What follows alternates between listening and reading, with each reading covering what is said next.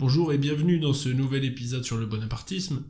Aujourd'hui, nous allons nous intéresser à la diplomatie sous Napoléon III, en essayant de ne pas la résumer à la dépêche d'Ems et à la politique des pourboires, dont j'ai pu déjà parler en fait dans une de mes vidéos pour voir un petit peu comment a été amenée la chute du Second Empire et la guerre contre la Prusse par notamment l'intelligence et le machiavélisme du chancelier Bismarck de l'époque. Donc pour cela, je vais très largement m'appuyer sur des ouvrages et sur des articles d'Éric Anseau, qui n'est sûrement plus à présenter, parce que c'est vraiment l'une des références sur tout ce qui a pu être produit sur le Second Empire. En tout cas, il est très très intéressant à lire, je vous recommande la plupart de ces ouvrages, de toute façon, vous trouverez votre bonheur. On va pouvoir retracer un petit peu toute l'idéologie et ce qu'a voulu mettre en place l'empereur Napoléon III, un petit peu quelles idées il a pu appliquer, qu'est-ce que le pragmatisme lui a fait faire aussi également, forcément, en termes de diplomatie, et on va voir un petit peu, malheureusement, comment les dernières années ont un petit peu noirci le tableau. Napoléon III, il est le promoteur du principe des nationalités, il est soucieux de leur public, partisan de la coopération entre les peuples, il a mené une diplomatie vraiment complexe en s'appuyant sur des praticiens en pleine professionnalisation et aussi beaucoup sur lui-même. Sa politique étrangère, elle va s'articuler autour de 3 idées. Il veut mettre fin à l'organisation de l'Europe issue des traités de 1815, le traité de Vienne notamment. Il veut promouvoir le principe des nationalités et poursuivre l'expansion coloniale française. Pour essayer de saisir le sens de sa diplomatie, Éric Anseau nous indique qu'il faut préalablement remonter à sa jeunesse, puis évoquer sa première expérience du pouvoir sous la Deuxième République, déterminante, et l'une et l'autre pour comprendre comment se sont forgées ses idées avant de distinguer les 3 périodes qui composent son règne et sur lesquelles on va revenir. Dans ses écrits de jeunesse, Louis-Napoléon Bonaparte, donc le futur Napoléon III, consacre une place très importante aux questions internationales. Il défend la politique de son oncle Napoléon Ier, tel qu'il l'a lu dans le mémorial de Sainte-Hélène et tel qu'il l'a rêvé. Donc selon lui, Napoléon Ier n'aurait fait que des guerres défensives pour protéger les bienfaits de la Révolution et l'intégrité de la France. Il aurait eu la volonté de libérer les peuples asservis, de bâtir une Europe plus juste et de garantir la paix par une large confédération des nations. Le congrès de Vienne de 1815 aurait anéanti les projets de Napoléon Ier. Comme Tocqueville, le jeune prince annonce aussi l'émergence de 2 géants, la Russie et les États-Unis. Pour assurer son indépendance face à de telles puissances et réaliser son programme, la France doit s'entendre avec les autres nations européennes et les peuples latins en particulier. Les Italiens, pour lesquels il a une affection particulière, on va y revenir, mais aussi les Espagnols, les Portugais ou encore les Moldaves et les Valaques, ainsi que les Sud-Américains, qui sont proches des Français par leur culture et par leur religion. Dans ses écrits d'avant 1848, si on revient un petit peu dessus, Louis-Napoléon avait développé le principe donc des nationalités en le déduisant de la pensée supposée de Napoléon Ier. Il va donc se faire le champion des nationalités en Europe, voire en Amérique centrale. Les nations étaient pour lui des communautés un peu floues, réunies par la configuration géographique et la conformité d'idées qui naît d'intérêts et de souvenirs communs. Son rêve était une confédération pacifique où la France évoluerait au milieu de blocs nationaux, à la fois scandinaves, allemands, balkaniques, ibériques, autrichiens de l'Europe danubienne et bien sûr italiens. Une fois devenu président de la République, en décembre 1848, il ne peut pas réaliser cet ambitieux programme, car la Constitution lui lie les mains, et il doit composer avec des élites dirigeantes qui ne partagent pas ses vues, en particulier la majorité parlementaire monarchiste et les milieux diplomatiques. La seule initiative aboutie de sa présidence en matière diplomatique consiste à envoyer un corps expéditionnaire à Rome pour établir le pape Pie IX sur son trône dont il a été chassé par les républicains. Il ne parvient cependant pas à lui faire adopter le programme de réforme libérale qu'il lui a demandé en échange de son soutien. Au lendemain du coup d'État du 2 décembre 1851, qui lui permet de se maintenir au pouvoir et de rédiger une nouvelle constitution augmentant ses prérogatives, il a enfin les moyens de réaliser ses ambitions diplomatiques. Cette période de 4 ans, au cours de laquelle le bâtiment du Quai d'Orsay, nouveau siège prestigieux de la diplomatie française, est inauguré, est celle de la reconquête par la France de ses positions perdues en 1815. Si on regarde d'un peu plus près son discours de Bordeaux le 9 octobre 1852, qui annonce le rétablissement imminent de l'Empire, il promet l'Empire, c'est la paix. Pour se démarquer de son oncle et ainsi rassurer les puissances garantes de l'ordre de Vienne, soit l'Autriche, la Russie, la Grande-Bretagne et la Prusse. En signe d'apaisement, il se fait représenter aux obsèques du duc de Wellington, le vainqueur de Napoléon, à Waterloo. Au moment du rétablissement de l'Empire, le vieux continent s'organisait en 3 groupes principaux. Les monarchies autoritaires, comme la Prusse, l'Autriche et la Russie, les monarchies à tendance libérale, comme la France et l'Angleterre, les régions où la fermentation nationaliste se développait contre la domination des Turcs et de l'Autriche, soit les Balkans et l'Italie.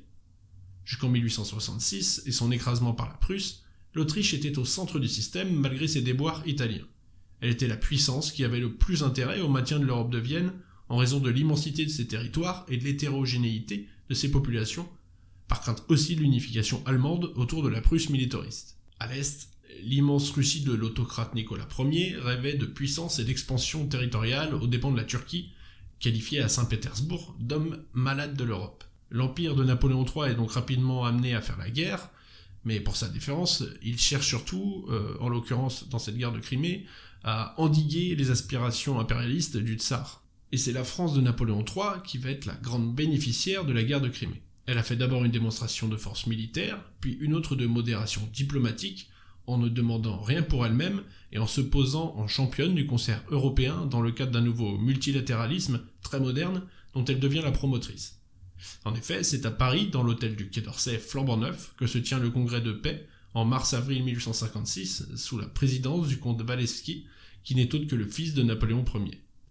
Napoléon III et son ministre parviennent à satisfaire les vainqueurs sans humilier les vaincus et à briser le front des ennemis d'hier de la France. L'empereur des Français, arbitre du jeu international, permet à son pays d'occuper de nouveau le premier rang en Europe. Le congrès de Paris efface celui de Vienne. Les années qui suivent sont celles des puissances. Une entente cordiale est nouée avec la Grande-Bretagne à la faveur de la guerre de Crimée. Lorsque le roi prusse Frédéric Guillaume a maille à partir avec ses sujets de la principauté de Neuchâtel en 1857, l'empereur des Français parvient à se poser en arbitre et à résoudre la crise. Mais c'est surtout en Italie et en Roumanie que le souverain français se montre décisif. Lors du congrès de Paris, il a réussi à faire accepter par l'Empire ottoman, qui lui est redevable, le principe de l'autonomie de la Serbie, du Monténégro et des principautés roumaines de Moldavie et de Valachie. Un prince, appuyé par lui, Alexandru Ioan Cuza, prend la tête de ces deux principautés avant de les unifier avec le soutien français au sein du royaume de Roumanie. En assistant pour que le Piémont entre dans la coalition contre la Russie lors de la guerre de Crimée, Napoléon III réussit aussi à faire poser en son nom l'indépendance de l'Italie vis-à-vis de l'Autriche. En échange de ses bons offices, Napoléon III obtient le rattachement à la France de la Savoie et de Nice après plébiscite. Il vient cependant d'ouvrir la boîte de Pandore des insurrections qu'il voulait à tout prix éviter, ce qui divise profondément les milieux diplomatiques et risque de lui aliéner les élites conservatrices et cléricales, avec à leur suite la masse des catholiques. Il conclut cependant, en janvier 1860, un traité commercial libéralisant les échanges entre la France et l'Angleterre. C'est également au cours de ces années qu'il lance aux côtés des Britanniques les expéditions de Syrie et de Chine pour venir en aide aux chrétiens persécutés, et celle du Mexique pour défendre les intérêts occidentaux et pour endiguer la puissance de la République anglo-saxonne et protestante des États-Unis d'Amérique, en établissant à son flanc méridional un empire latin et catholique, client de la France. Ce dernier est confié à l'archiduc Maximilien, frère de l'empereur d'Autriche François-Joseph, ce qui permet en outre de se rapprocher de Vienne. Cependant, dès 1863-1864, commence l'ultime période qui est celle des doutes et des échecs de la diplomatie impériale. Comme le dit lui-même Napoléon III, des points noirs assombrissent désormais le ciel de l'Empire, jusque-là plutôt serein. Avec le retrait des Britanniques, l'expédition du Mexique tourne au fiasco et aboutit au départ des troupes françaises, à l'abandon de Maximilien à son sort et à l'effondrement de cet empire mexicain. D'un autre côté, les ambitions du nouveau royaume d'Italie l'inquiètent. Lorsque Victor Emmanuel ne respecte pas ses engagements de protéger la papauté et s'en prend aux états pontificaux, soit directement, soit indirectement, par l'intermédiaire du général patriote Garibaldi, il fait tout pour entraver ce mouvement et fait même tirer sur les Garibaldiens à Mentana en novembre 1867, ce qui lui permet de retrouver les faveurs des catholiques, mais lui aliène les patriotes italiens. Quant à la Prusse, véritable Piémont du Nord, et à son principal ministre Bismarck, Napoléon III les encourage d'abord à se lancer dans un processus d'unification de l'Allemagne. Cependant, après les guerres prussiennes victorieuses contre le Danemark en 1864 et contre l'Autriche en 1866, se pose à la France la question de savoir s'il faut s'allier avec le vainqueur ou freiner ses ambitions. Napoléon III hésite et ses conseillers sont eux-mêmes très divisés.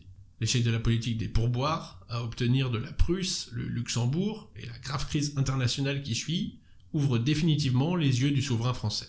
Pour les événements qui suivent, je vous laisse découvrir mon épisode sur la dépêche d'Ems qui retrace la fin de la diplomatie française du Second Empire.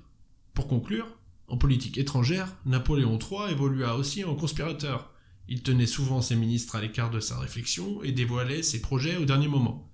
Cela lui valut des conflits avec les ambassadeurs ou les fonctionnaires des ministères. Le résultat de cette politique personnelle, parfois définie sans concertation, fut brillant jusqu'en 1860, déclinant dans les années qui suivirent, catastrophique en 1870.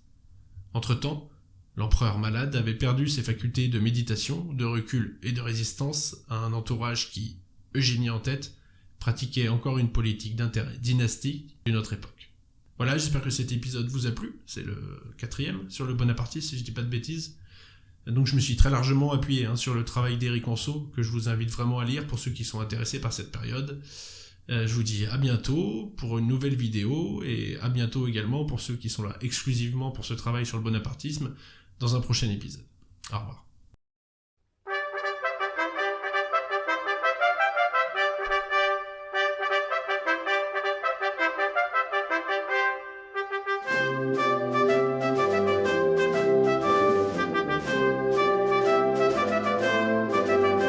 J'aime l'oignon, Friaville, j'aime l'oignon.